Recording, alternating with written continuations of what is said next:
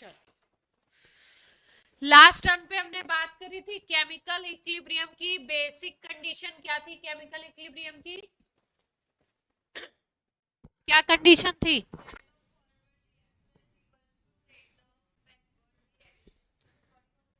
Reaction होगी, और reaction में रिवर्सिबल रिएक्शन में देखेंगे हम लोग क्लोज्ड वेसल में देखेंगे इक्विलिब्रियम को। अगर ओपन वेसल है तो इक्विलिब्रियम अचीव नहीं होगा। और इक्विलिब्रियम पे क्या कंडीशन आती है कि rate of forward reaction is equal to rate of backward reaction. दूसरी कंडीशन ये भी होती है इक्विलिब्रियम की कि रिएक्शन शुरू हुआ, उसके बाद थोड़े टाइम बाद जब इक्विलिब्रियम पॉइंट आएगा तो इक्विलिब्रियम पे जाकर के concentration of reactant and concentration of product become constant। क्या हो जाएगा? आपको आप देखोगे, ये ऑब्जर्व करोगे कि उनकी कॉन्सेंट्रेशन जाकर के क्या हो गई है? कांस्टेंट हो गई है। तो मतलब इक्विलिब्रियम के जो जो कैरेक्टर्स है इक्विलिब्रियम के, वो क्या क्या थे? सबसे पहली बात, इक्विलिब्रियम में rate of forward is equal to क्या हो जाएगा? Rate of backward reaction. पहली कंडीशन से हम इस तरीके से पहचानेंगे कि इक्विलिब्रियम अचीव हो गया है। दूसरी चीज क्या होगी? कंसंट्रेशन ऑफ प्रोडक्ट, या आप बात करो कंसंट्रेशन ऑफ रिएक्टेंट, दोनों की कंसंट्रेशन इक्विलिब्रियम पॉइंट पे जाने पे कांस्टेंट हो जाएगी। क्या देखोगे आप कि कंसंट्रेशन क्या हो गई है? कांस्टेंट हो गई है। ठीक है। तीसरे कैरेक्टर की अगर बात करें तो इंपॉर्टेंट और प्राइम कैरेक्टर है कि ये जो केमिकल इक्विलिब्रियम है इसको हम लोग बोलते हैं डायनामिक। क्या बोलते हैं इसको? Dynamic equilibrium. डायनामिक इक्विलिब्रियम का क्या मतलब है कि इक्विलिब्रियम पॉइंट पे आप ऐसा नहीं सोचें कि रिएक्शन रुक गया है इसलिए कंसंट्रेशन कांस्टेंट हो गई है। ठीक है, रिएक्शन रुका नहीं है, रिएक्टेंट प्रोडक्ट में कन्वर्ट हो रहा है और प्रोडक्ट रिएक्टेंट में कन्वर्ट हो रहा है। लेकिन एक सेकेंड में जितना रिएक्टेंट प्रोडक्ट में कन्वर्ट हो रहा है उसी एक सेकेंड में उतना ही प्रोडक्ट रिएक्टेंट में भी कन्वर्ट हो जा रहा है। इसलिए अगर आप बाहर से देखोगे तो बाहर से आपको ऐसा लगेगा कि सिचुएशन रुकी हुई है, स्टैटिक है। लेकिन अगर अंदर से ऑब्जर्व किया जाए तो इक्विलिब्रियम कैसा होता है? डायनेमिक होता है। कंसंट्रेशन बाद में जाके मान लो, सपोज ये सिचुएशन, जैसे मान लो ए और बी मिलकर के आपका बना रहे हैं प्रोडक्ट। ए और बी मिलके क्या बना रहे हैं? प्रोडक्ट। ठीक, शुरुआत में ए मान लो हमने ले लिया 2 मोल, बी को हमने ले लिया 3 मोल। ठीक, कुछ टाइम बाद हमने, शुरू में तो जीरो रहेगा, T is equal to zero पे जब रिएक्शन स्टार्ट नहीं हुआ है तो प्रोडक्ट बनेगा नहीं, तो प्रोडक्ट क्या होगा उस समय? जीरो। थोड़े टाइम बाद हमने देखा, मान लो सपोज 5 सेकेंड पे हमने देखा कि अब ए की कंसंट्रेशन जो बच जाती है 2 मोल में से वो 1.5 मोल हो जाती है। ठीक है, और इसकी जो कंसंट्रेशन बचती है वो हो जाती है 2 मोल बी की। और सी की जो कंसंट्रेशन है ये मान लो 0.75 मोल बनती है। एक एग्जांपल लिया है, ठीक है। इनका भी एक रेशियो होता है, रेशियो के बारे में अभी डिस्कस करेंगे। ये तो मैंने एक ऐसे एग्जांपल ले लिया। 1.5 मोल हो गई, 2 मोल हो गई, 0.75 मोल हो गई। ठीक है, अब धीरे धीरे जैसे जैसे रिएक्शन प्रोसीड करेगा रिएक्टेंट की कंसंट्रेशन कम होगी क्योंकि रिएक्टेंट कंज्यूम होंगे, रिएक्ट करेंगे, और प्रोडक्ट की कंसंट्रेशन धीरे धीरे जीरो से बढ़ती जाएगी। ठीक, तो ये तो पैटर्न ऑफ रिएक्शन है। थोड़े टाइम बाद हमने फिर से देखा इसको, मान लो suppose t is equal to 15 second पे हमने देखा, t is equal to 15 second पे हमने इसको ऑब्जर्व किया तो देखा कि इसकी कंसंट्रेशन मान लो x हो गई है, इसकी कंसंट्रेशन b की y हो गई है, और इसकी कंसंट्रेशन c की z हो गई है। ठीक है, और इस इक्विलिब्रियम पॉइंट पर जाकर के हम देखते हैं कि अब आगे बढ़ते हैं तो इस इक्विलिब्रियम पॉइंट पे फिर 16 पे देखा, 17 पे देखा, तो हम क्या देखते हैं कि इसकी कंसंट्रेशन ये कांस्टेंट रहती है। थोड़े टाइम बाद भी देखा तो इसकी कंसंट्रेशन x ही है, इसकी कंसंट्रेशन y ही है, और इसकी कंसंट्रेशन क्या है, z ही है।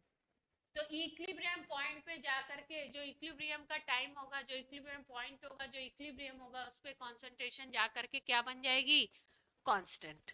ठीक है, रेट ऑफ फॉरवर्ड इक्वल होगा रेट ऑफ बैकवर्ड रिएक्शन के। इस सिचुएशन को वैसे ही आप समझ सकते हो जो आपको वाटर वाला एग्जांपल दिया था कि किसी कंटेनर में अगर ऊपर से क्या कर रहे हैं, 1 सेकेंड में 500 ml वाटर डाल रहे हैं, और उसी स्पीड से 1 सेकेंड में 500 ml वाटर बाहर निकाल रहे हैं, तो अगर सेम स्पीड से आप इनपुट दे रहे हो और आउटपुट भी उसी स्पीड से हो रहा है, तो आपको ऐसा लगेगा कि पानी का लेवल एकदम वही सेम टू सेम बना हुआ है, स्टैटिक कंडीशन है।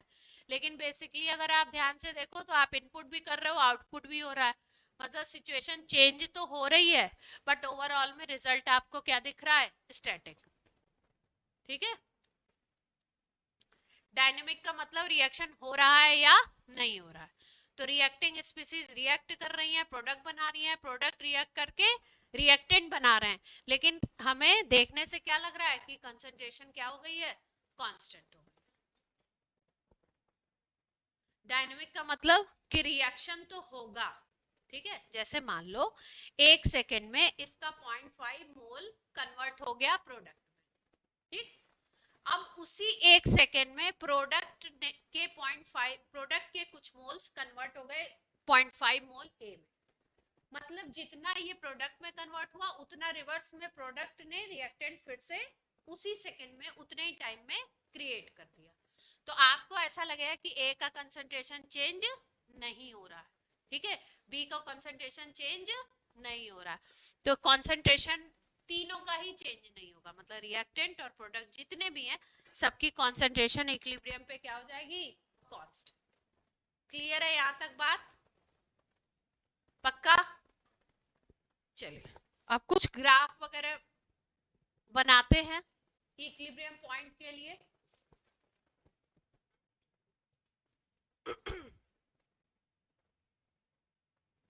देख,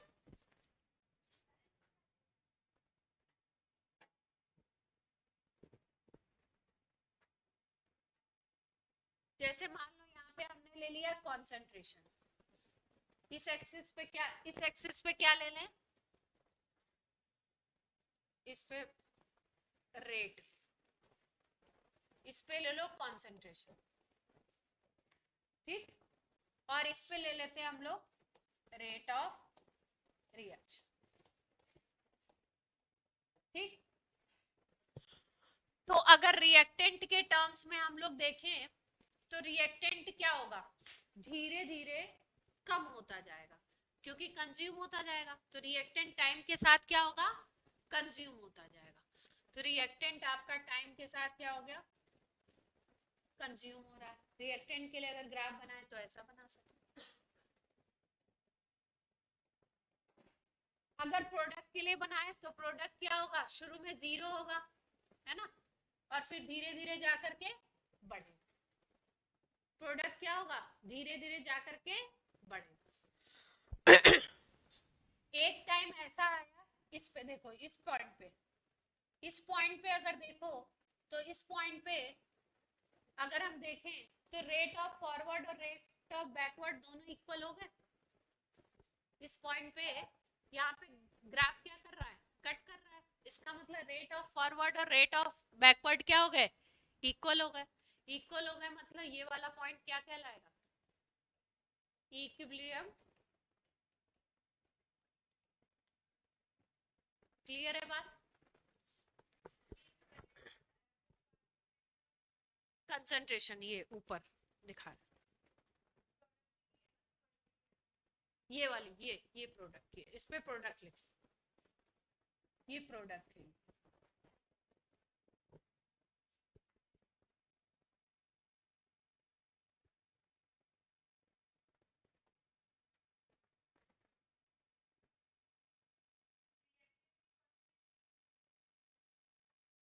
रिएक्टेंट तो लेते हैं ना रिएक्शन के लिए, लास्ट में जब खत्म होगा तो नीचे जाएगा जीरो पे,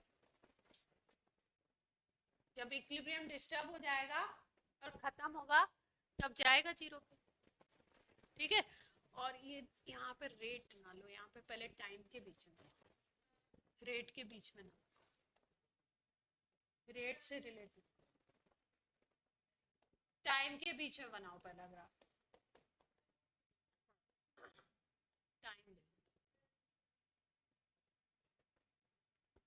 जैसे जैसे टाइम बढ़ रहा है वैसे वैसे रिएक्टेंट की कंसंट्रेशन कम हो रही है और प्रोडक्ट की कंसंट्रेशन बढ़ रही है।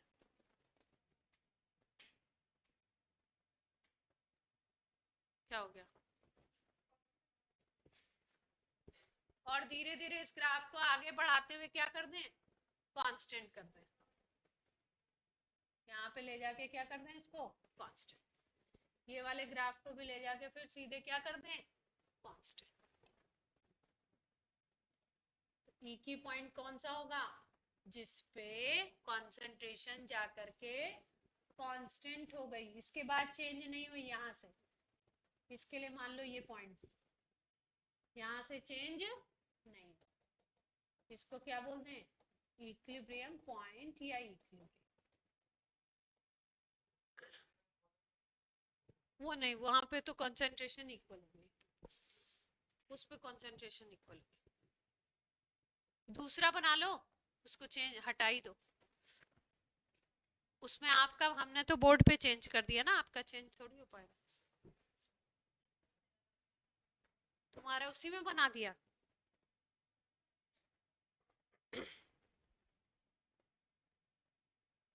लास्ट टर्न पे आपको इक्विलिब्रियम कांस्टेंट बता दिया था मैंने,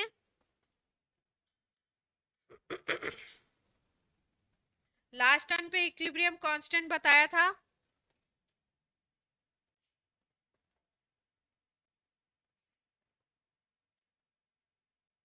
कंसंट्रेशन का बना लिया, अब एक रेट का बना लो, रेट और टाइम का, क्या बात है, रेट ऑफ रिएक्शन और टाइम का बना लो, एक बनेगा रिएक्टेंट के लिए, एक बनेगा प्रोडक्ट के लिए। अब ध्यान से सोचना और बताना कौन सा रिएक्टेंट के लिए होगा, कौन सा प्रोडक्ट के लिए होगा, इन दोनों में से कौन सा रिएक्टेंट के लिए हो सकता है, कौन सा प्रोडक्ट के लिए हो सकता है,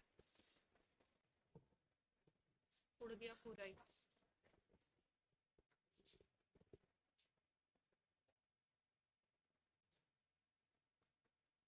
दो लाइनें बनाई हैं, कौन सी रिएक्टेंट के लिए, कौन सी प्रोडक्ट के लिए,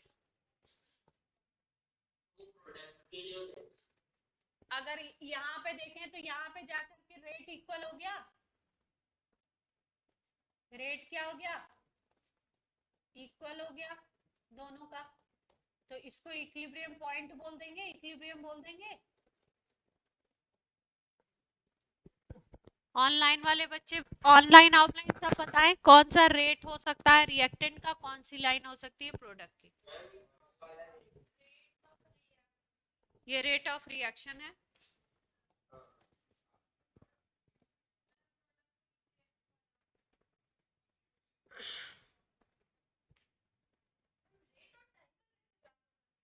क्यों टाइम के साथ रेट बढ़ेगा,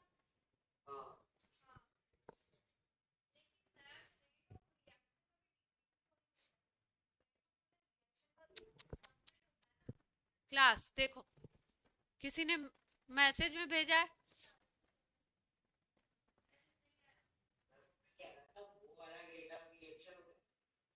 वो नहीं, ऊपर वाला या नीचे वाला बोलो, ऊपर वाला किसका है रेट,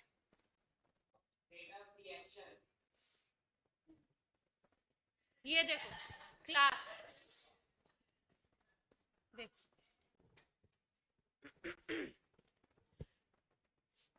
कंसंट्रेशन रिएक्टेंट आपने कुछ लिया, मान लो से 5 मोल रिएक्टेंट लिया, उस समय प्रोडक्ट तो था नहीं, तो प्रोडक्ट का रेट उस समय क्या होगा, प्रोडक्ट तो रिएक्ट ही नहीं कर रहा उस समय, प्रोडक्ट बना ही नहीं है, तो उस समय प्रोडक्ट का रेट क्या होगा जीरो होगा, ठीक है, तो ये वाली सिचुएशन क्या है, ये प्रोडक्ट की है, प्रोडक्ट का रेट 0। फिर धीरे धीरे प्रोडक्ट कुछ बनने लगा। अब प्रोडक्ट जब बनेगा, कुछ अमाउंट बन जाएगा, तो धीरे धीरे वो फिर रिएक्टेंट में कन्वर्ट होगा, तो उसका रेट धीरे धीरे क्या होगा, इंक्रीजिंग पे जाएगा। और जो रिएक्टेंट है वो धीरे धीरे कंज्यूम होता जाएगा, तो उसका रेट क्या हो जाएगा, उसके रिएक्शन का रेट क्या होता जाएगा, धीरे धीरे कम होता जाएगा। तो इसका मतलब ये वाली जो लाइन है, ये वाली जो लाइन है, ये रिएक्टेंट को शो कर रही है। हाँ, ये देखो, रिएक्टेंट हम रेट हम किस तरीके से निकालते थे, ऐसे निकाल रहे थे, rate is equal to delta C by delta T कर रहे थे। ठीक, अगर रिएक्टेंट के लिए लेते थे तो हम लोग इसको लिख सकते हैं minus D R by D T, और प्रोडक्ट के लिए इसी चीज को लिख सकते हैं plus DP by D T, ये करके लिखते हैं हम लोग। ठीक ठीक, अगर मान लो शुरुआत में रिएक्टेंट के 5 मोल है, 1 सेकेंड बाद उसके 4 मोल बचते हैं, तो उसका रेट क्या होगा, 1 सेकेंड पर सेकेंड रेट निकालते हैं, तो 5 माइनस 4 है ना, या फाइनल माइनस इनिशियल कर लो, 4 माइनस 5 डिवाइडेड बाई 1 सेकेंड, तो आपका कितना आ जाएगा, 1 आ जाएगा, 1 मोल पर सेकेंड। और रिएक्टेंट के लिए हमने पहले से माइनस साइन लगा रखा है, तो माइनस माइनस प्लस आ जाएगा। ठीक, उस समय प्रोडक्ट कुछ है नहीं, तो प्रोडक्ट का रेट उस समय क्या होगा, प्रोडक्ट के अकॉर्डिंग अगर रेट निकालेंगे तो उस समय क्या होगा, 0।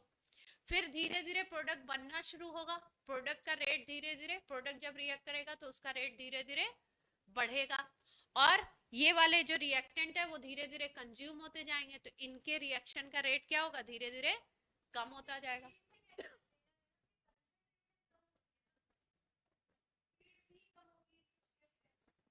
ये आर एफ बोलोगे और ये आर बी बोलोगे। हाँ रजत बोलो।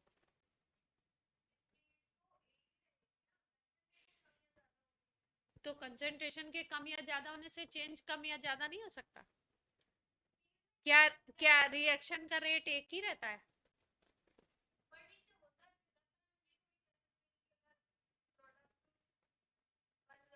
हाँ, प्रोडक्ट पहले 0 था, फिर प्रोडक्ट कुछ बन गया, जब बनेगा तभी तो रिएक्ट करेगा। हाँ, आर एफ आर बी लिखने का मतलब ही यही है कि रिएक्टेंट के टर्म्स में बात कर रहे हो, और आरबी का मतलब प्रोडक्ट के टर्म। हाँ, बात हो रही है कि जब प्रोडक्ट रिएक्टेंट बन गया तो ऐसे ग्राफ चलेगा, और जब रिएक्टेंट आपका, रिएक्टेंट तो रिएक्टेंट बोलते ही है उसको, तो ग्राफ कैसे चलेगा, इस तरीके से, रेट और टाइम में ग्राफ, वो टाइम जिस पे रिएक्टेंट का रेट और प्रोडक्ट का रेट क्या हो गया, इक्वल हो गया, या rate of forward equal to क्या हो गया, रेट ऑफ बैकवर्ड, तो उसी को हमने कौन सा टाइम बोल दिया, इक्विलिब्रियम पॉइंट बोल दिया। ऑनलाइन क्लियर है बात।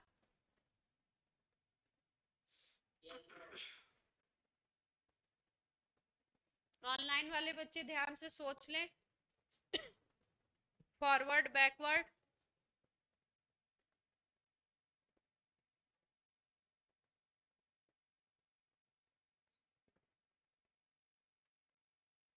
आराम से सोच लो, सोच के जवाब दो,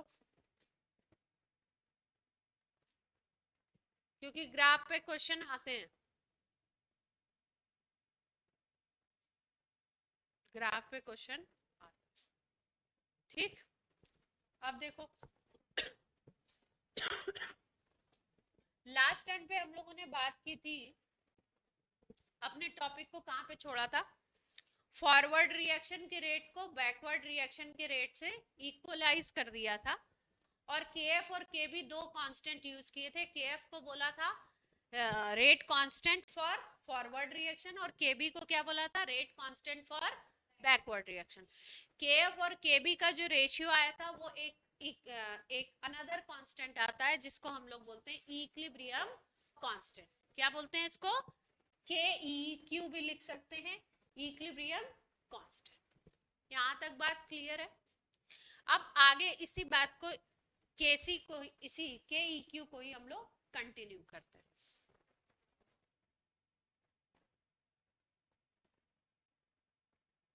इससे रिलेटेड एक लॉ बताया था मैंने आपको, लॉ ऑफ मास एक्शन। ठीक है, तो पहले उसको ही कर लेते हैं थोड़ा सा, क्योंकि उसकी जरूरत यहाँ पे पड़ने वाली है। Law of mass action,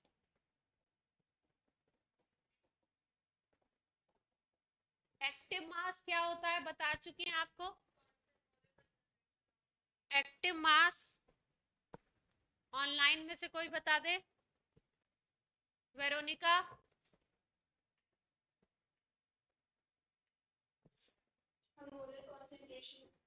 molar concentration, ठीक है, यानी मोलरिटी की जब बात करेंगे तो वो क्या हो जाएगा, एक्टिव मास हो जाएगा, रिएक्टेंट का भी और प्रोडक्ट का भी, जिसकी भी बात करेंगे उसके लिए हो जाएगा।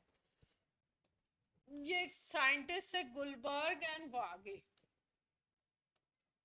क्या दिया इन्होंने रूल,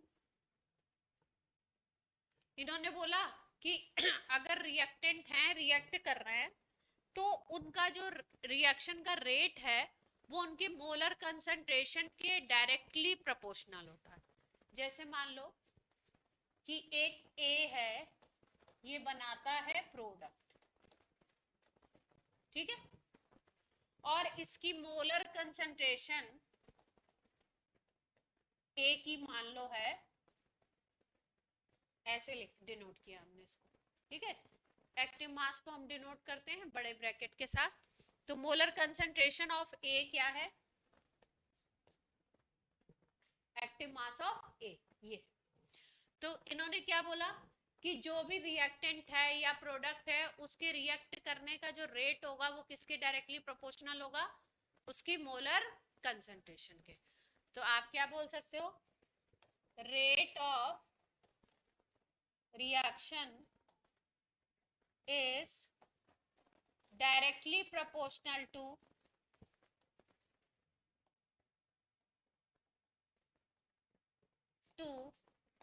मोलर कंसंट्रेशन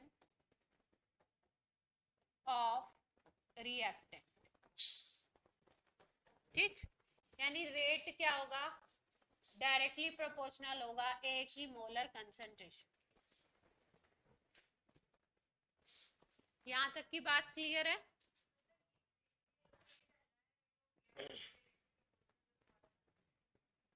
ठीक, अब अगर एक साथ नोट कर लेना, एक कंटिन्यूस में बता लेने दो।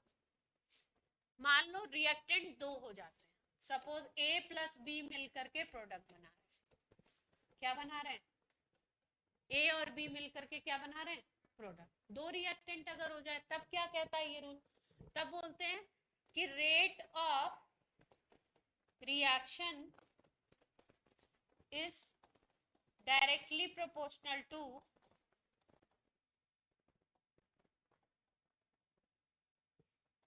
Multiplication of their active masses. किसके डायरेक्टली प्रोपोर्शनल हो जाएगा, multiplication of their active masses.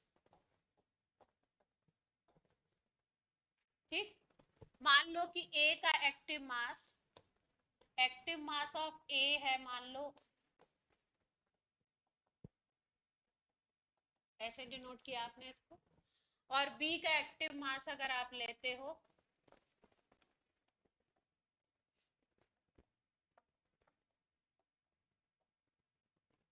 किस तरीके से डिनोट करते हो, तो इनके रूल के अकॉर्डिंग रेट क्या हो जाएगा, अगर हम रेट लिखना चाहें इनके हिसाब से तो क्या हो जाएगा, rate is directly proportional to active mass of A multiplied by active mass of B.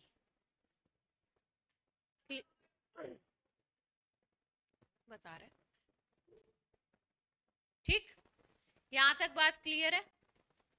तो पहले क्या बोला इन्होंने कि अगर एक ही रिएक्टेंट है तो उसके एक्टिव मास के डायरेक्टली प्रोपोर्शनल, अगर दो रिएक्टेंट हैं तो दोनों के एक्टिव मासेस के मल्टीप्लिकेशन के डायरेक्टली प्रोपोर्शनल हो जाएगा। अगर मान लो कहीं पे इस तरीके से लिखा हुआ है ये रिएक्शन, जैसे मान लो ये लिखा हुआ है 2a plus 3b gives product, ऐसे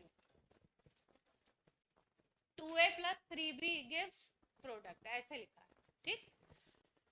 तो इस रिएक्शन को आप ऐसे लिख सकते हो क्या, ऐसे लिख सकते हैं हम लोग इस रिएक्शन को तोड़ करके, और अगर इनका रूल लगाएं तो रेट क्या हो जाएगा, रेट डायरेक्टली प्रोपोर्शनल किसके हो जाएगा, एक्टिव मास ऑफ ए, फिर एक्टिव मास ऑफ ए, फिर active mass of B, active mass of B, सबका मल्टीप्लीकेशन है ना।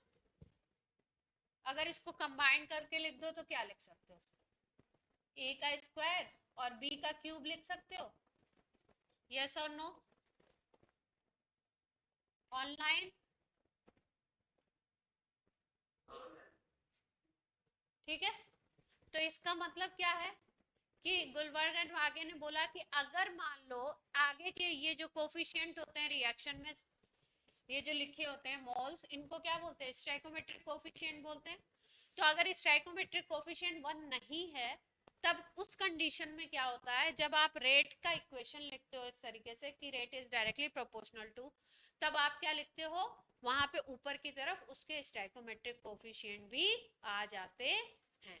तो इसका मतलब अब रूल क्या हो गया, अगर स्टोइकोमेट्रिक कोफिशिएंट भी है तो rate is directly proportional to molar concentration of A और उसका stoichiometric coefficient multiplied by molar concentration of B और उसका स्टोइकोमेट्रिक कोफिशिएंट, सी हो डी हो जो भी हो, उनके स्टोइकोमेट्रिक कोफिशिएंट क्या हो जाते हैं, ऊपर की तरफ पावर में चले जाते। क्लियर है बात, ठीक। अब जैसे मान लो जो हमने rate of forward rate of backward करके निकाला था, उसी को हम एक एग्जांपल लेके देखते हैं, एक एग्जांपल लेकर के देख लेते हैं। मान लो हमारे पास एग्जांपल ये 2a plus 3b gives c plus 2c, 2e बना देते हैं, c plus 2, ये बन रहा है, ये रिएक्टेंट है, ये प्रोडक्ट है, ठीक। तो अब हमें अगर मान लो रेट ऑफ फॉरवर्ड लिखना है तो कैसे लिखेंगे, rate of forward is directly proportional to A, power में क्या आ जाएगा, स्टोइकोमेट्रिक कोफिशिएंट, बी के लिए क्या आ जाएगा, स्टोइकोमेट्रिक कोफिशिएंट 3, ये फॉरवर्ड के लिए है। अगर यहाँ पे हम लगा दें क्या, रेट कांस्टेंट के एफ, तो इक्वेशन हमारी ये बन जाएगी आर एफ के लिए, रेट ऑफ फॉरवर्ड रिएक्शन ये बन जाएगा। अब रेट ऑफ बैकवर्ड अगर देखना है तो क्या लिख दें, R B is directly proportional to, अब इसका कॉन्सेंट्रेशन और इसका कॉन्सेंट्रेशन, यहाँ पे तो 1 है स्टोइकोमेट्रिक कोफिशिएंट, यहाँ पे क्या आ गया 2, तो R B is equal to क्या आ जाएगा, के बी,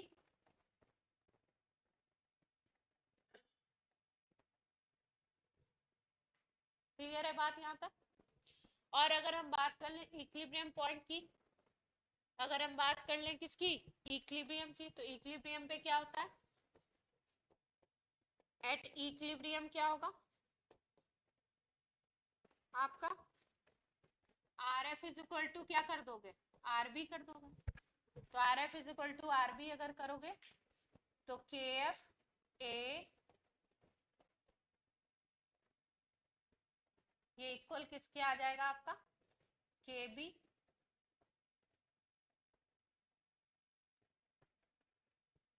यहां तक बात क्लियर है। अब अगर के एफ डिवाइडेड बाई के बी कर दें तो ये वाला टर्म उधर चला जाएगा, के एफ डिवाइडेड बाई के बी अगर कर दें, के एफ डिवाइडेड बाई क्या कर दिया, के बी, तो क्या आ गया, यहाँ पे था c की पावर 1 था ना, और यहाँ पे था e की पावर 2, a की पावर क्या था और b का पावर था आपका 3, यही था, ठीक। अब ये जो के एफ बाई के बी है, फॉरवर्ड रिएक्शन का रेट और बैकवर्ड रिएक्शन का रेट, इन दोनों के रेशियो को हमने क्या बोला है, rate constant of reaction, rate constant नहीं, इसको बोलेंगे इक्विलिब्रियम कांस्टेंट। ये रेट कांस्टेंट है, केएफ और केबी क्या है, रेट कांस्टेंट। इसको हमने क्या बोल दिया, के इक्यू, इक्विलिब्रियम कांस्टेंट।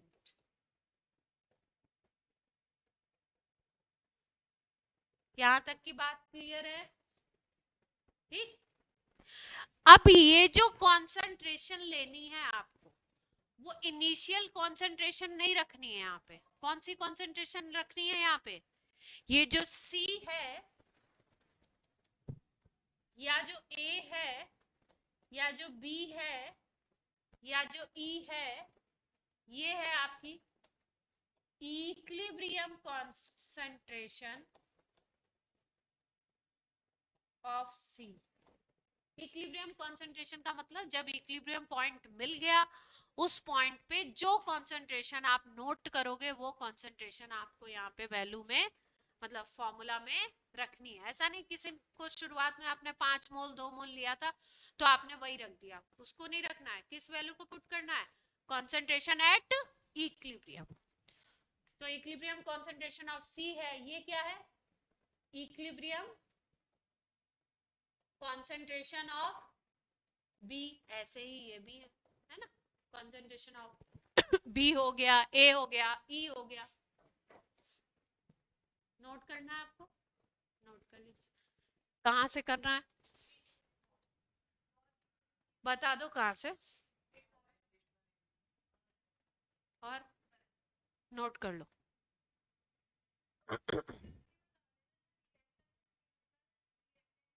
हाँ हाँ हाँ, रिएक्टेड, जिस इसमें भी स्टाइकोमेट्रिक कोएफिशिएंट आएगा, अगर 2a लिख दिया तो आ जाएगा।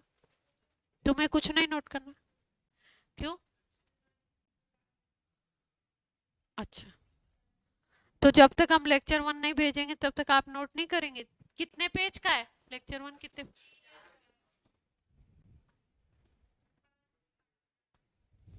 खींच ली, पर ऐसे बैठना अलाउड नहीं है हमारी क्लास में कि आप बैठे रहें। उतने पेज काउंट करके लिखो। अच्छा, फेयर लाए नहीं हो, फेयर लाए नहीं हो कॉपी, फेयर ही है ये, तो मत लिखो फालतू में गंदा। नोट कर लो भाई। क्या नाम है, रजत, जैसे जैसे टॉपिक आगे बढ़ेगा वैसे वैसे आपके डाउट क्लियर होंगे। अभी थोड़ा सा अभी थोड़ा सा खुलने दीजिए टॉपिक को। हाँ, क्या बोलो बोलो। हाँ, तब वो लगेगा। सेकंड लॉ नहीं है, लॉ एक ही है, बट वो इम्प्रूव होते होते क्या हो गया, स्टाइकोमेट्रिक कोफिशिएंट वाले तक आ गया। नोट हो गया, क्या नाम है, हर्ष, दिखाओ पूरा, लग तो नहीं रहा। ये स्लाइड हो गई, चलो, करंट मार रहा है,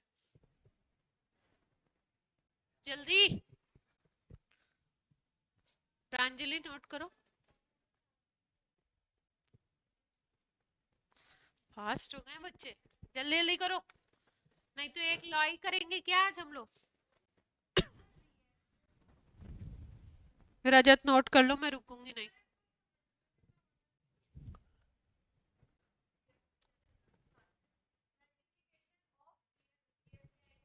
एक्टिव मासेस,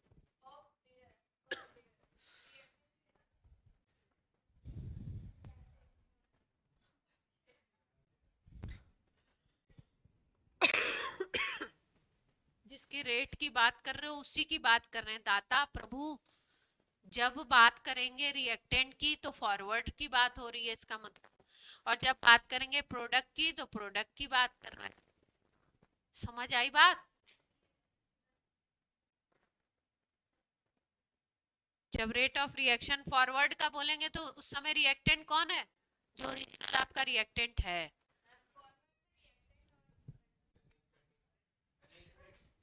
जल्दी करो, मैं बता रही हूँ, मैं चार्टर लग जाएगा। और आशा ये अलाउड नहीं है पिछले उसका काम करके और क्लास में लिखते रहना है। चलो पीडीएफ तो भेज दिया था मैंने, कॉपी वर्क समझ तो उससे करेंगे ना, आप वीडियो से ही कर पाएंगे ना। हो गया?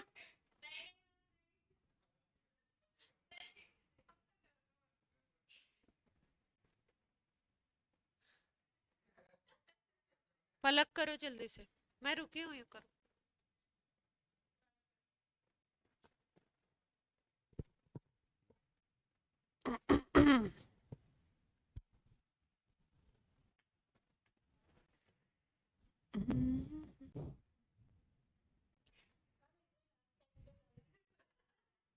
लास्ट पे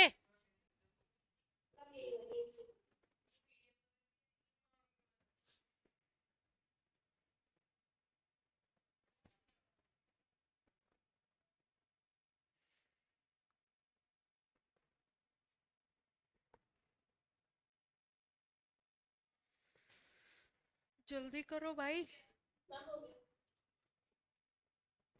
हो गया ये वाला स्लाइड, फॉरवर्ड बैकवर्ड, जल्दी जल्दी करिए, ढन ढना ढन ढन।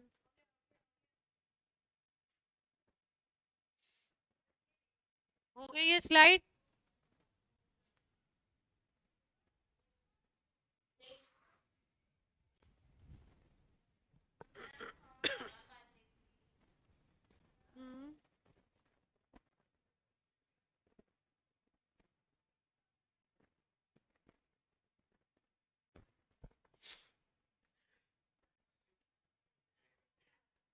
नहीं नहीं, मैं ऐसे अब सामने देखूंगी तो किसी को तो देखूंगी ना। ऐसा आप मुझे नहीं कह सकते मैम ऐसे मत देखा करो, कोई ऐसा नहीं, सामने देखते हैं तो नजर कभी कभी रुक जाती है, तो ऐसा नहीं आपको डरा रही हूँ, हो जाता है, इट हैपेंस। हो गया कि नहीं हो गया? एक एक बस लॉ करोगे आज पूरी क्लास में।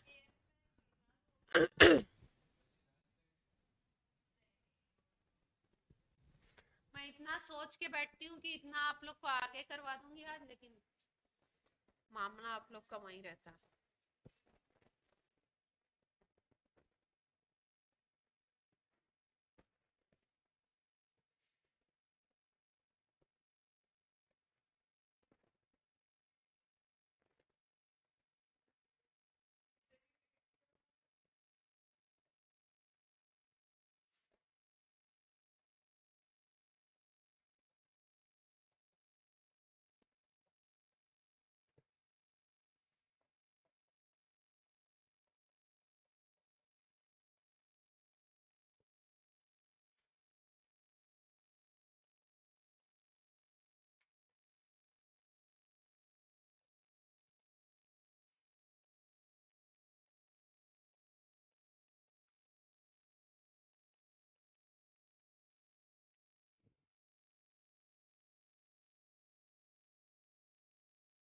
हो गया?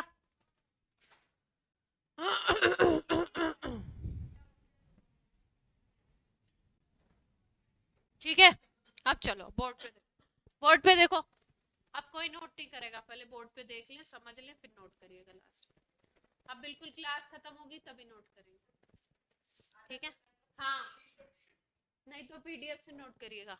अब देखो, अब ये जो हमने निकाला के ई क्यू, अगर हम लोग कंसंट्रेशन टर्म्स यूज करते हैं, अभी हमने क्या यूज किया इसमें, कंसंट्रेशन यूज की रिएक्टेंट की या प्रोडक्ट की, तो कंसंट्रेशन टर्म यूज करके हमने निकाला के ई क्यू। तो ध्यान से अगर देखो तो ऊपर आई थी किसकी कंसंट्रेशन, प्रोडक्ट की आई थी। ऊपर प्रोडक्ट का कंसंट्रेशन का क्या आया था, मल्टीप्लिकेशन आया था, ठीक है? और मल्टीप्लिकेशन में भी आपका ऊपर क्या आ गई थी इसमें, इंडिविजुअली सबका स्टैइकोमेट्रिक कोफिशिएंट आ गया था, और नीचे क्या आया था, रिएक्टेंट के कॉन्सेंट्रेशन का मल्टीप्लिकेशन था, अलग अलग है ना, और स्टैइकोमेट्रिक कोफिशिएंट सबके आ गए थे अकॉर्डिंगली, ये चीज आई थी। तो इसका मतलब Kc, जब के इक्विलिब्रियम लिखोगे तो प्रोडक्ट की कंसंट्रेशन डिवाइडेड बाय क्या लिखना है, रिएक्टेंट की कंसंट्रेशन। यहाँ पे हमने इक्विलिब्रियम कांस्टेंट निकालने में कंसंट्रेशन का यूज किया है, इसलिए इसको हम बोलते हैं Kc। क्या नाम देते हैं इसको, Kc। When we use concentration in calculation of K equilibrium, then it is called Kc। तब इसी K equilibrium को क्या बोलते हैं, Kc। अभी जो हमने निकाला वो क्या निकाला, Kc, ठीक है। नहीं अभी कोई नहीं, अब देखो, अब मान लो किसी भी रिएक्शन के लिए आपको Kc निकालना है, तो आप कैसे निकालोगे, प्रोडक्ट डिवाइडेड बाय रिएक्टेंट, और क्या लगाओगे आप, इक्विलिब्रियम की कंसंट्रेशन। जैसे एग्जांपल में ले लीजिए, सपोज आपका रिएक्शन हो रहा है N2 + 3H2 gives 2NH3, ये रिएक्शन हो रहा है, ठीक है। सबकी इक्विलिब्रियम की कंसंट्रेशन के अकॉर्डिंग हमें लिखना है Kc का एक्सप्रेशन, मतलब Kc लिखना है। तो Kc कैसे लिखें, Kc इज इक्वल टू क्या लिखना है हमको, प्रोडक्ट ऊपर लिखें और नीचे क्या लिखें, रिएक्टेंट, और ऊपर इसमें क्या लगाना है, स्टैइकोमेट्रिक कोफिशिएंट। तो लगा दें, इसके अकॉर्डिंग लिख लें Kc। Kc अगर लिखोगे तो कंसंट्रेशन प्रोडक्ट कौन सा है, अमोनिया, अमोनिया का पावर कितना है, 2, नाइट्रोजन है रिएक्टेंट एक, तो नाइट्रोजन का यहाँ पे पावर कितना है, 1, और दूसरा रिएक्टेंट क्या है, हाइड्रोजन, और पावर कितनी है, 3। क्लियर है बात। Kc का एक्सप्रेशन ऐसे लिख लेंगे किसी भी रिएक्शन के लिए दिया गया हो। जैसे आप इसके लिए लिखिए 2Hi gives H2 + I2, Kc का एक्सप्रेशन लिखिए, इक्विलिब्रियम कांस्टेंट। बताइए मुझे लिख के क्या होगा, बता दीजिए ऐसे। H कहाँ है, कहाँ H है, H2, H कैसे बोल सकते हो आप, हाइड्रोजन गैस है, H2, यहाँ पे पावर हो गई 1, I2 पावर क्या हो गई 1, प्रोडक्ट 2 थे तो दोनों का मल्टीप्लिकेशन कर दिया, और रिएक्टेंट कौन सा है, Hi।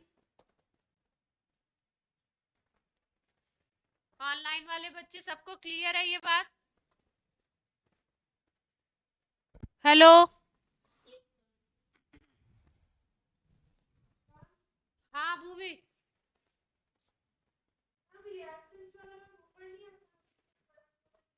नहीं नहीं, ये देखो, जब हमने KF/KB किया था, KF/KB किया था, तो आपने देखा KF और KB को जब आपने डिवाइड किया तो यहाँ प्रोडक्ट ऊपर था, प्रोडक्ट बाय रिएक्टेंट ही तो आई थी चीज, ये प्रोडक्ट बाय रिएक्टेंट ही तो आया था। हमने ये इक्वेशन एक्सप्रेशन कहाँ से निकाला, के इक्विलिब्रियम का, rate of forward is equal to rate of backward. उसमें हमने क्या किया, KF/KB को निकाला और उसको बोला के इक्विलिब्रियम।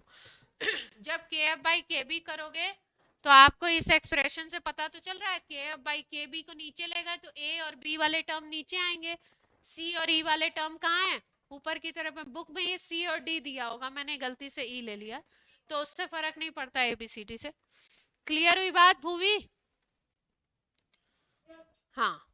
जब Kc निकालेंगे, इक्विलिब्रियम कांस्टेंट कभी भी निकालेंगे तो क्या होगा, प्रोडक्ट बाय रिएक्टेंट। ठीक है। अब मान लो किसी और इक्वेशन के लिए निकालना हो तो आप कैसे निकालोगे? देखो, जैसे ये इक्वेशन दिया था, अब इसका रिवर्स दे दे, इक्वेशन क्या हो जाए? रिवर्स हो जाए।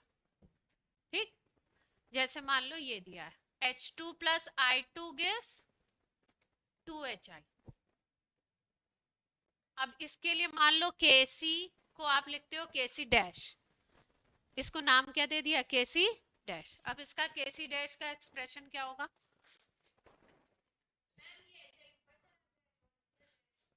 जस्ट क्या हो जाएगा? अब प्रोडक्ट कौन बन गया? HI। तो HI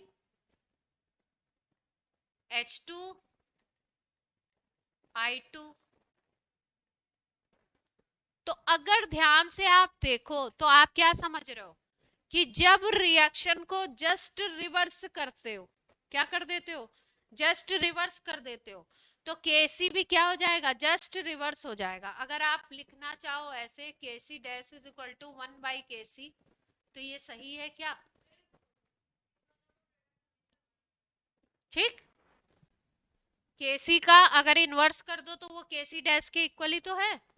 तो इसका मतलब जब रिएक्शन को जस्ट रिवर्स करते हैं, किसी भी रिएक्शन को, एक रिएक्शन दिया है उसके लिए केसी की वैल्यू मान लो 4 दी हुई है और उसको जस्ट रिएक्शन को रिवर्स करके लिख दिया, स्टोइकोमेट्रिक कोफिशिएंट सेम रखे हैं, तो जस्ट रिवर्स बस जब करोगे तो केसी की वैल्यू क्या हो जाएगी? जस्ट इनवर्स हो जाएगी। इनवर्स का मतलब अगर इसके लिए केसी की वैल्यू, सपोज इसके लिए केसी का वैल्यू दिया होता 4, तो केसी डैश क्या आ जाता? 1/। क्लियर है बात? पक्का? तो आप यहाँ पे एक स्टेटमेंट लिख सकते हैं, when we reverse the reaction. हाँ, ये कौन बोला बीच में से? When we reverse the reaction KC becomes inverse. Inverse तो समझते ही होंगे, है ना? केसी क्या हो जाएगा? इनवर्स। ठीक है, एग्जाम्पल भी लिख दिया, पहले के लिए अगर 4 है तो दूसरे के लिए क्या बन जाएगा? 1/4। सबको क्लियर है बात? पक्का? एक केस और कर ले, फिर उसके बाद नोट करना एक साथ आप लोग। एक और कर लो। अभी हमने क्या किया था? रिएक्शन को रिवर्स किया था। अब रिएक्शन को केसी की वैल्यू देख रहे हैं, रिएक्शन को हाफ कर दें, मतलब रिएक्शन के स्टोइकोमेट्रिक कोफिशिएंट को क्या कर दो? हाफ कर दो। क्या कर दो? हाफ। ठीक, तो हाफ करके देखें। नहीं, हम तो इसी में पढ़ाते हैं, हो सकता है किसी स्कूल में काइनेटिक्स में पढ़ाया जाता हो। N2 plus 3H2 gas 2NH3। ये पहला रिएक्शन है। दूसरा रिएक्शन क्या दिया हुआ है? हाफ N2 कर दिया, 3/2 H2 कर दिया, गिव्स NH। तो आप देख रहे हो कि कोफिशिएंट को क्या कर दिया? Just half. एक के लिए केसी दिया हुआ, दूसरे के लिए केसी डैश है, तो दोनों में रिलेशन निकालने की कोशिश करते हैं। इसके लिए केसी दिया हुआ है तो केसी लिखते हैं, क्या हो जाएगा? अमोनिया प्रोडक्ट और उसका स्टोइकोमेट्रिक कोफिशिएंट N2। ऑनलाइन में ये बात सबको क्लियर हो रही है ना? एक्सप्रेशन कैसे लिख रहे हैं? इसके लिए मान लो केसी हमने लिख दिया केसी डैश, तो यहाँ पे क्या हो जाएगा? प्रोडक्ट NH3 है लेकिन पावर कितनी है? 1 है। N2 का पावर कितना है? हाँ। H2 का पावर कितना है? 3/2। ठीक है, अगर एक ही बात है तो उसको केसी डैश क्यों लिखा? मतलब तरीका एक ही है करने का, ये बोलिए। अब क्या करें? अब ये वाला जो टर्म है इसको स्क्वायर कर दो। क्या कर दें इसको? स्क्वायर कर। आपको मैथ्स ज्यादा अच्छी आती है तो हो सकता है आप बिना स्क्वायर किए ही समझ लें। जब हाफ को स्क्वायर करोगे तो 1 बन जाएगा, और 3/2 का स्क्वायर करोगे तो 3 बन जाएगा। अब देखो, राइट हैंड साइड इसकी और उसकी राइट हैंड साइड इक्वल हो गई, RHS इक्वल हो गया तो LHS भी क्या हो जाएगा, इक्वल हो जाएगा। क्लियर है बात? तो यहां से हमने इंटरप्रिटेशन क्या निकाला, RHS अगर इक्वल है दोनों के तो LHS भी क्या होंगे, इक्वल हो जाएंगे। तो क्या पता लगा, KC is equal to KC dash का स्क्वायर। ठीक, अगर इसको ऐसे लिखें KC dash is equal to, तो रूट ऑफ KC हो जाएगा। यस और नो? हाँ,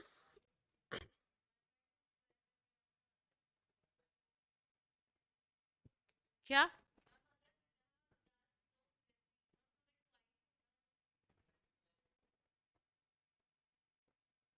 अरे पूरे टर्म को स्क्वायर कर रहे हैं दीदी, सुनो सुनो, इसको स्क्वायर किया तो 2 आ गया, इसको स्क्वायर करोगे तो पावर 1/2 मल्टीप्लाइड बाई 2 नहीं होगा, हाफ। हाँ, क्या क्या है क्लास, हाफ का क्यों स्क्वायर कर रहे हो? पावर का स्क्वायर कैसे किया जाता है?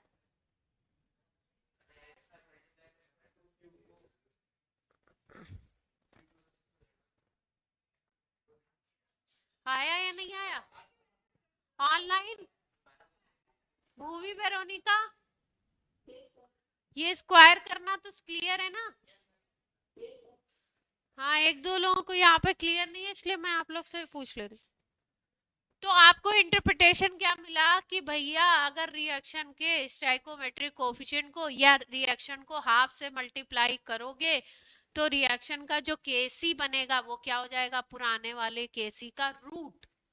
क्या बन जाएगा, पुराने वाले केसी का। ठीक है, तो इसको लैंग्वेज में कैसे लिखें, ना लिखें या लिख दें कि भाई अगर आप रिएक्शन को हाफ करते हो, रिएक्शन को क्या करते हो, हाफ से मल्टीप्लाई करते हो ना, हाँ बात एक ही है, तो क्या हो जाएगा, न्यू केसी जो होगा, नए वाले रिएक्शन का केसी इक्वल टू होगा रूट ऑफ ओल्ड केसी। ठीक है, जब रिवर्स किया था तो क्या हो गया था, 1/, में आ गया था, जब हाफ किया तो किस में आ गया, रूट में आ गया। तो अच्छा एक आप बात बताइए कि अब कोई भी चीज एक रिएक्शन में अगर कर रहे हैं, किसी चीज का मल्टीप्लाई किसी चीज का डिवाइड, तो आप निकाल लोगे कि नया केसी क्या होगा, पुराने केसी और नए केसी में रिलेशन निकाल लोगे, पक्का से, पक्का?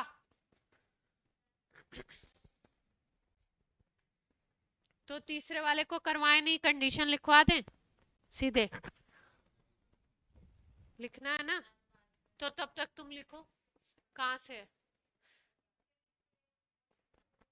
अरे पीपीटी से लिख लेना ना, कहाँ तुम लोग लिखने के चक्कर में पड़े हो, जल्दी लिखो फिर, पहले लिख लो। स्लाइड यहीं पे, हम भी यहीं है, तुम भी यहीं हो, जिसको नोट करना है जल्दी से नोट कर लो।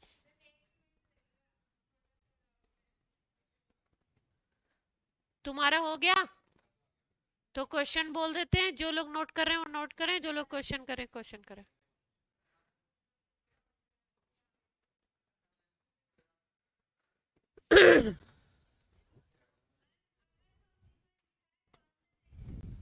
जिन्होंने नोट कर लिया वो क्वेश्चन लिख लें, क्वेश्चन लिखो ना, सवाल करना है कि क्या करना है?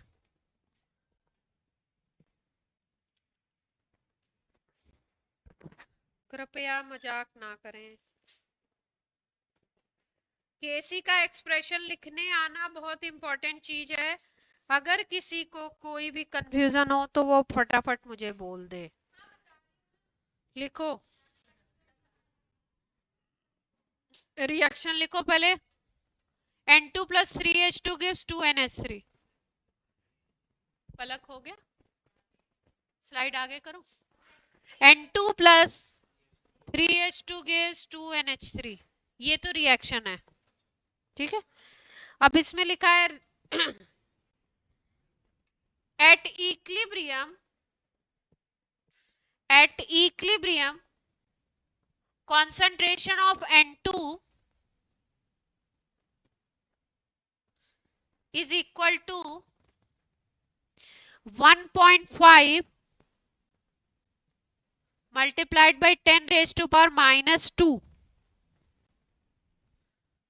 कैपिटल M लिखा हुआ है, कैपिटल M बगल में, मतलब मोलरिटी लिखी है, ठीक है। Concentration of H2 at equilibrium, concentration of H2 दिया हुआ है। At equilibrium concentration of H2 is equal to 3 multiplied by 10 raised to power minus 2।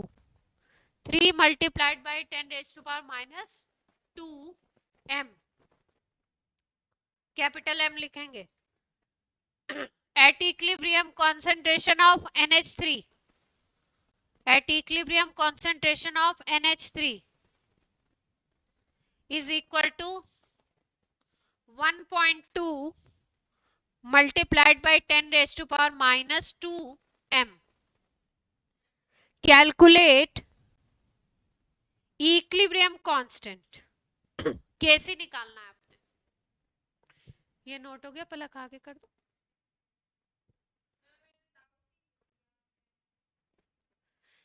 यही वाला रिएक्शन है ना? रिएक्शन तो यही है, इसके लिए निकालना है। ऑनलाइन वाले बच्चों ने क्वेश्चन नोट कर लिया? कैसे निकालना है? एक्सप्रेशन लिखिए, उसमें वैल्यू पुट करिए और आंसर निकालिए। हाँ रजत, अब आप बोलिए, अपना डाउट बोल दीजिए।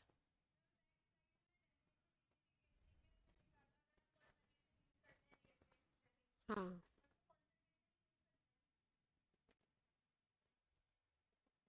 इसीलिए तो बोल रहे हैं कि जब जब चैप्टर लेयर बाय लेयर खुलेगा तो एक एक चीज क्लियर होगी ना। अभी जब गैस बन जाएगी तो उसमें प्रेशर यूज करेंगे, तब उसको केपी बोलेंगे। तो इसीलिए तो मैं बोलती हूँ, मुझे बोल लेने दिया करो। आप लोग आधा सुन के फिर आगे आगे आपकी ट्रेन चालू हो जाती है, तो ये गलत, ये आगे आपको बहुत दुख देगा।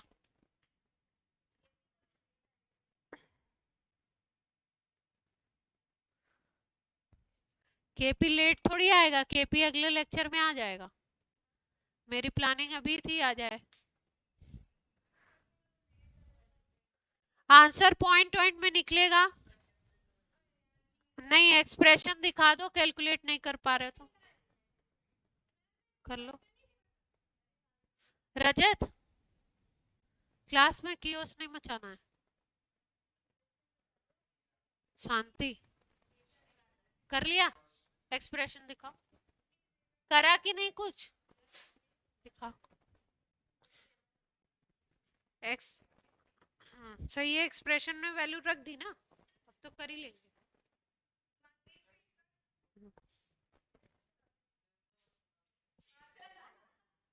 तुमने कर लिया क्वेश्चन और बोल रहे हो, उससे वो पूछ रही है तो बोल रहे हो मैंने सुना था। कोई नोट तो नहीं कर रहा है? क्वेश्चन ये था, रिएक्शन हो रहा है N2 plus 3H2 gives 2NH3, ठीक है। N2 की कंसंट्रेशन दी है इक्विलिब्रियम पे, H2 की दी हुई है और NH3 की भी दी हुई है एट इक्विलिब्रियम, और आपको निकालना है Kc, कैलकुलेट करना है इक्विलिब्रियम कंसंट्रेशन 1.53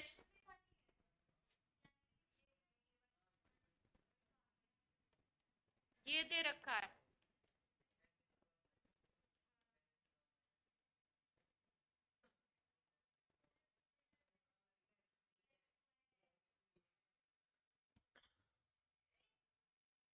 वेरोनिका निकल गया।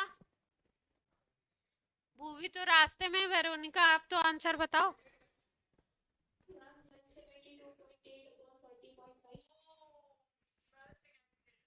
ये कौन है चिल्ला रहे हो? एक्सप्रेशन लिख लिया सही। NH3 का square divided by N2 NH2 का क्यूब, यही लिखा है ना।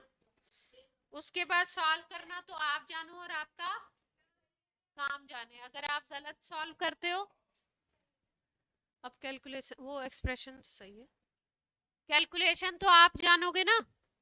अगर गलत करोगे तो क्या होगा? गलत हो जाएगा, मामला खराब हो जाएगा।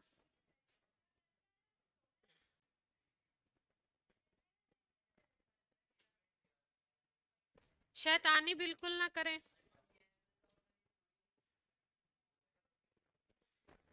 तुम लोग शोर नहीं करो। चलो नेक्स्ट में पॉइंट बना के 2-3 पॉइंट लिख लो, बस बात खत्म हो जाए। केसी तो खत्म हो जाए, फिर केपी नेक्स्ट रन पे कर। कुछ पॉइंट्स में लिख लो, ठीक है। आप एक केसी से दूसरे केसी को रिलेट करना तो सीख ही गए। दो इक्वेशन अगर दी है, सेम इक्वेशन के दो फॉर्मेट दिए हुए हैं, तो आप एक क्वेश्चन दे दूं। चलिए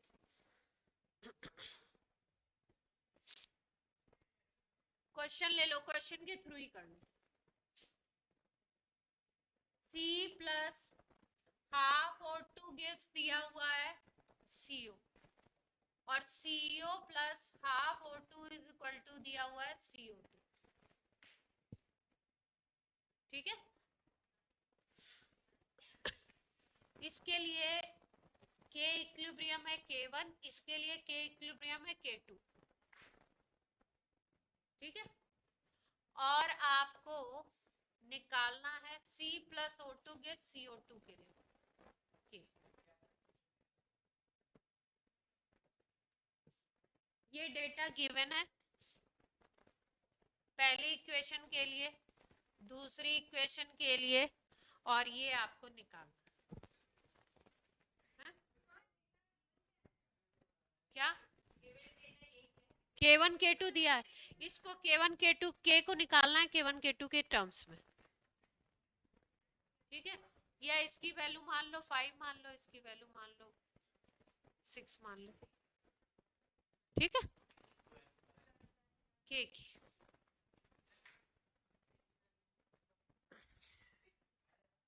मतलब है तभी तो, ध्यान से सोचो, मतलब है तभी तो। क्वेश्चन नहीं समझे? तीनों से बनाएंगे केसी का इक्वेशन, और तीनों में रिलेशन निकालने की कोशिश करेंगे। हाँ, तीन तीन इक्वेशन से 3 बनेगा। हाँ हाँ, घर जाना है, जाओ जाओ जाओ, लास्ट क्वेश्चन है, जाओ।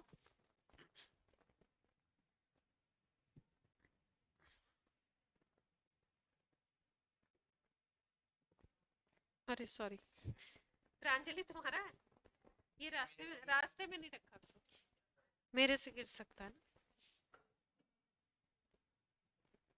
चलिए जल्दी से थोड़ा सा ट्राई कीजिए, फिर नहीं आएगा तो मैं बता दूं।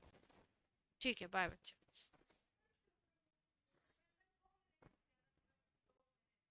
तुम्हारा वो नाराज तो नहीं होगा?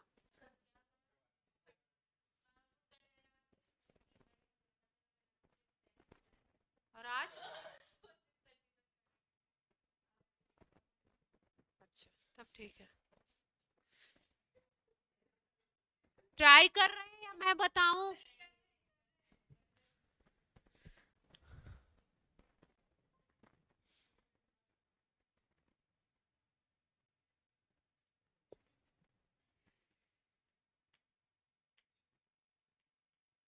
आपका यक्कू दिमाग चल रहा है या बंद है?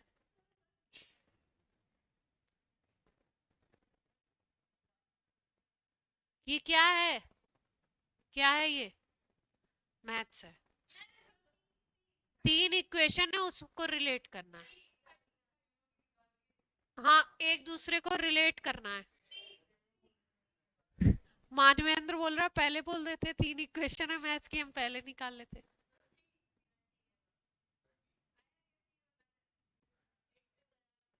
आ गया आंसर?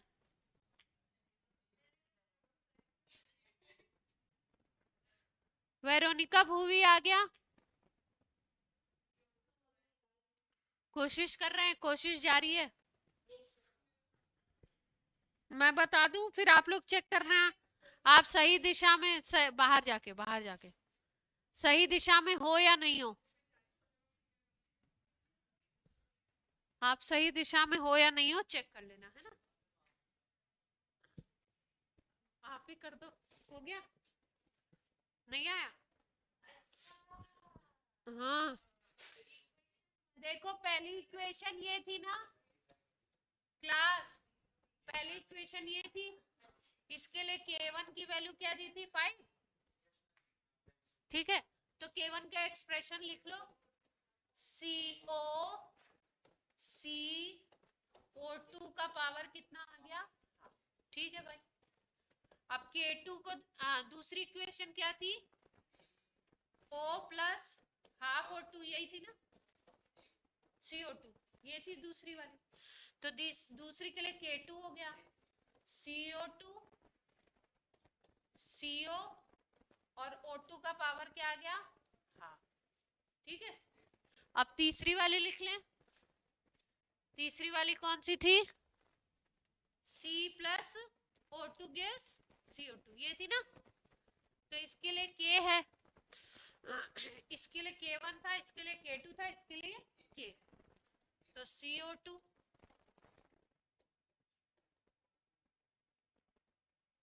ठीक है, अब ध्यान से देखो, आपको वैल्यू किसकी निकालनी है? K की निकालनी है। किसके टर्म्स में निकालनी है? K1 और K2 के टर्म्स में। तो इसका RHS और इसका RHS कुछ इस तरीके से यूज कीजिए कि उसका RHS आ जाए। तो क्या करें?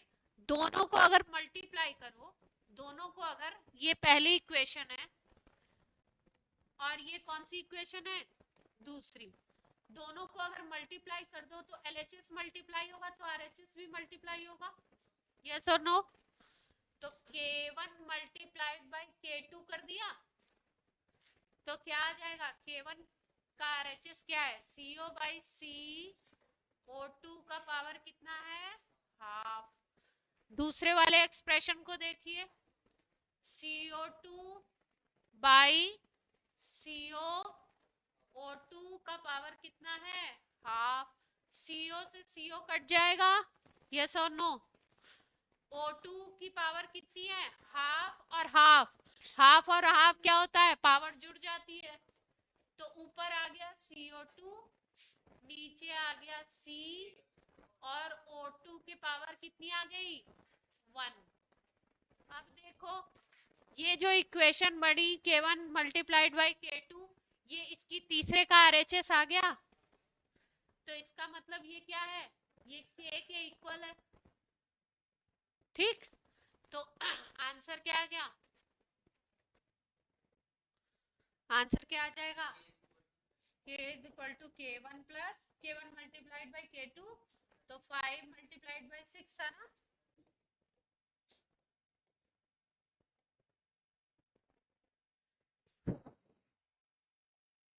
मूवी वेरोनिका क्लियर है? ठीक है, तो आज की क्लास भी क्लियर है।